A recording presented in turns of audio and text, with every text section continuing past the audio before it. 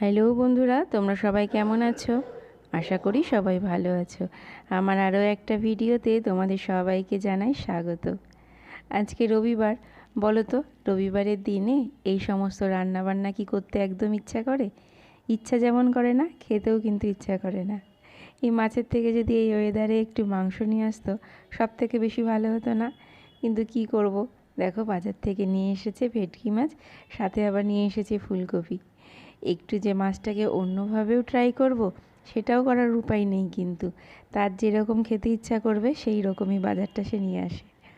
তাই তার ইচ্ছা মতনই রান্নাটা করে নিলাম, আলু ফুলকপি দিয়ে ভেটকি মাছের ঝোল। এই ঝোলটা খেতে কিন্তু বেশ ভালোই লাগে, খারাপ হয় না।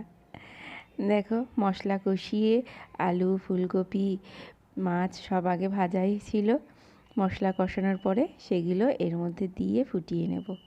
ব্যাস, নামানোর আগে একটু ধনেপাতা দিলেই রেডি হয়ে যাবে। আর আজকে না একটুও রান্না করতেও ইচ্ছা করছিল না। তার কারণটা হলো, বাইরে পুরো পুজোর আমেজ চলে এসেছে, কিন্তু রান্নাঘরে এই সময় একটুও সময় কাটাতে ইচ্ছা করছে না। আর তাছাড়াও আজকে রবিবার, মেয়ের কিছু কেনাকাটার ফাইনাল টাচ বাকি আছে।